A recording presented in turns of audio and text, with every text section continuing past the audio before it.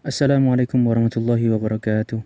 Bismillahirrahmanirrahim. Alhamdulillahirabbil alamin wassalatu wassalamu ala sayyidina Muhammadin wa ala alihi washabihi ajmain. Amma ba'du. Alhamdulillah kita telah sampai pada materi yang ke-27, yaitu masih tentang salah satu dari isim-isim yang dibaca nasab. Materi yang ke-27 yaitu bab munada atau babul munada, yaitu bab tentang seruan. Ini juga salah satu bab yang penting di dalam ilmu nahwu.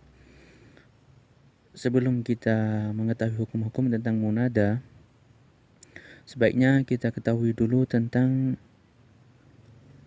pembagian atau macam-macam dari munada. Dari pembagian ini nanti kita akan mengetahui hukum-hukum dari munada, ya. Yang mana ini sangat penting untuk diketahui. Munada ada 5, atau seruan itu ada 5 macam. Yang pertama itu ada mufradun alamun atau mufrad alam. Mufrad itu artinya tunggal, alam itu artinya nama, yaitu untuk nama tunggal, yaitu artinya nama yang bukan mudhof dan tidak menyerupai mudhof. Ya. Jadi yang dinamakan nama yang mufrad itu nanti di sini adalah nama yang bukan mudhof atau bukan susunan mudhof, nanti itu disebutkan apa itu mudhof, atau yang tidak menyerupai mudhof, nanti juga disebutkan apa itu maksud dari yang menyerupai mudhof. Jadi yang penting di sini mufrad alam itu nama yang mufrad itu yang bukan mudhof atau yang bukan menyerupai mudhof. Ya. Bukan berarti itu nama untuk satu orang saja, enggak. Itu nanti yang penting bukan mudhof ataupun yang bukan menyerupai mudhof. Nanti disebutkan apa itu mudhof. Itu yang pertama. Kemudian munada atau seruan yang kedua itu ada nakirah maksudah. Nakirah maksudah yaitu kata yang dipakai untuk menunjuk seseorang tertentu. Jadi nakirah ini adalah atau seruan untuk panggilan untuk seseorang yang sudah tertentu, ya. Bedanya dengan mufrad alam tadi, kalau mufrad alam tadi sudah ketahuan namanya. Ya, semisal Abdullah, seperti Zaid atau seperti Makkah tadi, itu sudah diketahui namanya. Tetapi kalau nakirah maksudah ini masih belum diketahui namanya, namun sudah ditentukan yang diseru orang tersebut, akan tetapi dia tidak tahu namanya.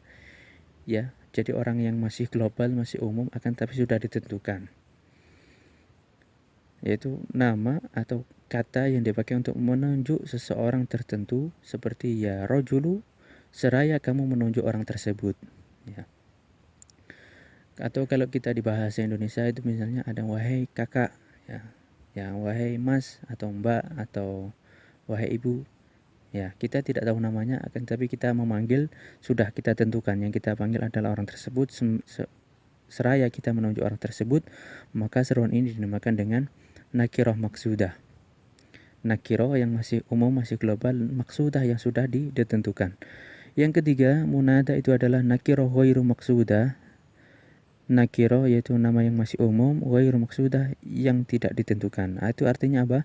Yaitu kata yang dipakai untuk menunjuk orang yang tidak tertentu. Ya, jadi kalau ini kita belum tahu namanya, kemudian kita juga memanggilnya itu masih asal-asalan. Ya. Misalnya kita manggil di sekolahan, wahai murid-murid. Nah, wahai murid yang ada di kelas, kita tidak menentukan siapa yang kita panggil, kita asal panggil, itu namanya nakir maksudah. Seperti ya rojulu, tanpa kamu menentukan orang tersebut, ya. Jadi kita asal panggil, kita minta pertolongan, wahai tolong yang ada di situ minta pertolongan. Nah, itu seperti itu namanya nakiro yang umum, ghairu maksudah yang belum dimaksudkan, yang tidak tertentu. Itu yang ketiga. Kemudian munada atau seruan yang keempat itu adalah mudhof. Apa itu mudhof? Ya. Jadi mudhof ini tadi lawan dari mufrad alam.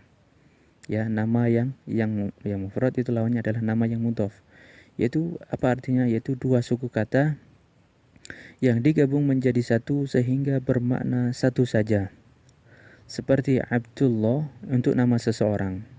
Jadi yang dinamakan mudhof atau susunan idhofah itu adalah dua suku kata, ada dua kata yang kita gabung menjadi satu sehingga bermakna satu saja. Kalau tadi dua kata itu berdiri sendiri-sendiri, itu mereka punya makna sendiri. Contohnya seperti Abdullah. Abdullah itu kalau kita gabung itu menjadi nama seseorang, sudah itu nama untuk seseorang. Kan tapi kalau berdiri sendiri-sendiri, Abdun itu namanya adalah artinya adalah hamba. Allah itu adalah Allah Tuhan kita, ya sudah makna tersendiri, sudah punya makna sendiri-sendiri. Akan tapi kalau kita gabung menjadi satu, kita inginkan jadi satu makna saja itu menjadi nama seseorang, maka ini namanya susunan mudhof atau susunan idhofah. Itu yang keempat. Kemudian seruan yang kelima adalah musyabbah bil mudhof, yaitu yang menyerupai mudhof. Yang menyerupai nomor 4 itu. Itu apa?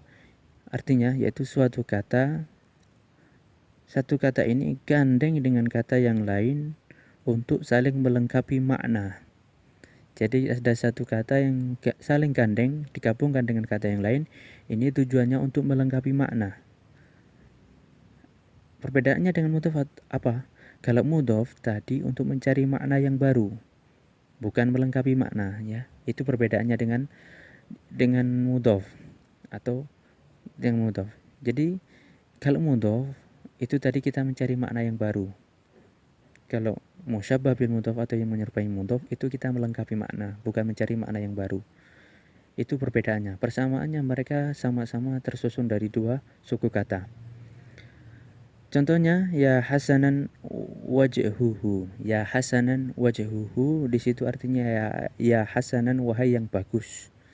Ya Hasan wahai yang bagus. Apanya yang bagus? Wajhuhu wajahnya. Wahai yang bagus wajahnya. Ya. Itu nanti namanya musyabbah bil mudhof. Ini umumnya adalah terdiri dari susunan isim fa'il ataupun isim maf'ul yang dia beramal seperti amalnya fi'il. Itu apalagi nanti akan ada di bab selanjutnya. Yang penting kita hafalkan dulu. Yang penting ada istilah namanya musyabbah bil mudhof. Itu macam-macam dari munada. Setelah kita mengetahui macam-macamnya, baru kita akan mengetahui hukum-hukum dari munada. Bagaimana hukum kita menggunakan munada ini? Hukum munada itu ada dua, atau hukum seruan itu ada dua. Hukum yang pertama adalah yaitu hukumnya mabni dengan tanda rofaknya. Yaitu mabni, hukumnya dia tetap dalam keadaan apapun, tetapnya itu bagaimana? Yaitu tetapnya dengan tanda rofaknya. Ya, jadi kita telah pelajari tanda rofa yang 4 itu mungkin ada dhamma, waw, alif, nun. Itu mereka berbeda-beda tergantung dari kalimatnya atau dari katanya bentuknya bagaimana, maka tanda rofaknya kita pakai di sini. Maka baik nanti mufrad alam atau nakir maksudah ini nanti menggunakan ini. Hukumnya adalah mabni, hukumnya tetap dengan tanda rofaknya. Hukum ini berlaku untuk mufrad alam dan nakirah maksudah. Ya, jadi hukum yang pertama ini berlaku untuk nomor 1 sama nomor 2 saja. Yaitu mufrad alam, nama yang mufrad, yang bukan mudhof, yang bukan menyerupai mudhof, dan nakirah maksudah saja, yang itu nama yang umum atau panggilan umum akan tapi sudah ditentukan. Mufrad alam contohnya ya Zaidu. Ya Zaidu, kita memanggil namanya Zaid. Zaid itu adalah nama seseorang dan dia kategori mufrad alam. Mufrad tunggal, alam, nama yang tunggal. Dia bukan mudhof, ya, dan bukan menyerupai mudhof. Di situ dia cuma terdiri dari satu suku kata saja. Di situ Zaid bentuknya adalah isim mufrad. Kalau isim mufrad, kalau dibaca rafa, maka tanda rafa'nya adalah dengan dhammah, maka di sini adalah dia menggunakan dhammah. Jadinya ya Zaidu. Ya Zaidu wahai Zaid. Ya, yaitu dengan mabni dengan tanda rafa'nya yaitu mabni dhammah. Karena Zaid itu isim mufrad, tanda rafa'nya dengan dhammah, maka dia mabni dhammah. Ya, za Zaidu, tidak boleh ya Zaidun, atau tidak boleh ya Zaidan, atau tidak boleh ya Zaidin. Yang Zaidun tadi kok tidak boleh, kenapa? Ya, perbedaannya kalau mabni itu tidak boleh ditanwin. Ya, tidak boleh ditanwin. Yang penting mabni dhammah itu ya dhammah, enggak boleh ditanwin walaupun dhammah ten.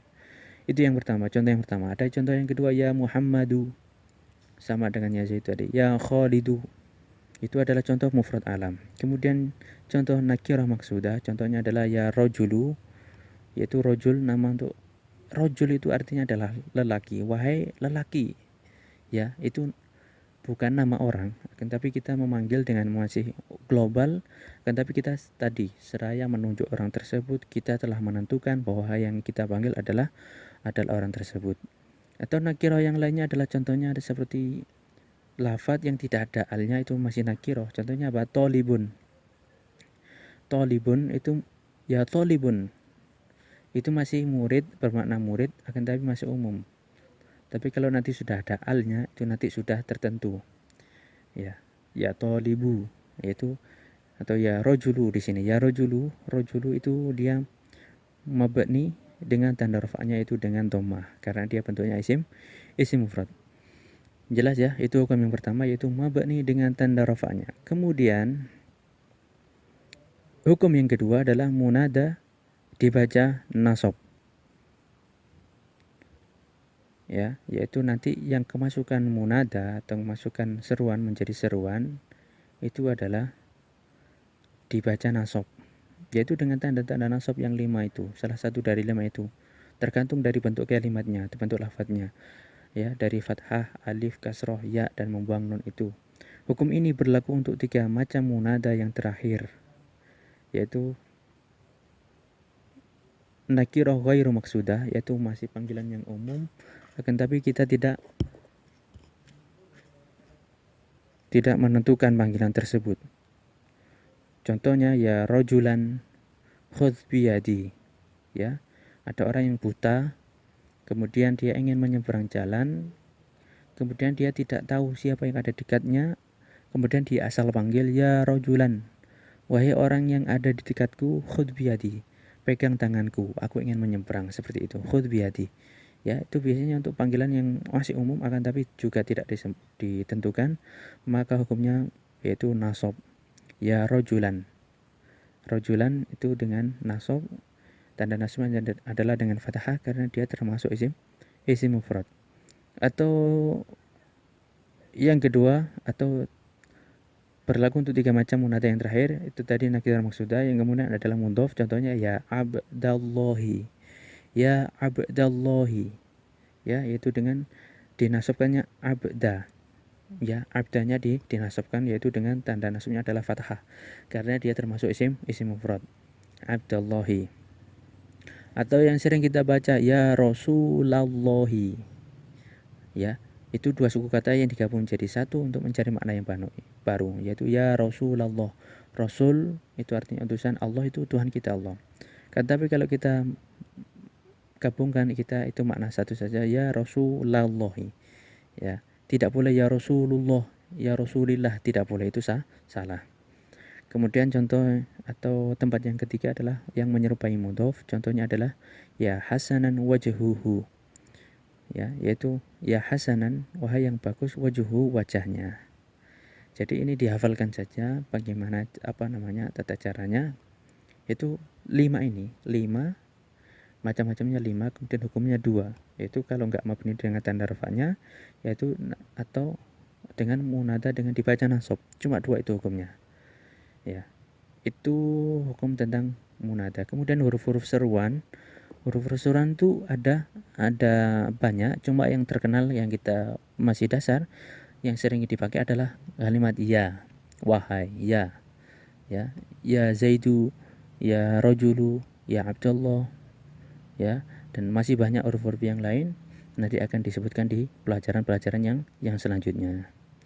Demikian ini pelajaran yang ke materi yang ke-27 yaitu bab munada. Semoga ada tambahan ilmu dan manfaat bagi kita. Dari saya dan kurang lebihnya saya mohon maaf. Wallahu a'lam bishawab. Wassallallahu ala sayyidina Muhammadin wa ala alihi wasallam. Walhamdulillahirabbil alamin.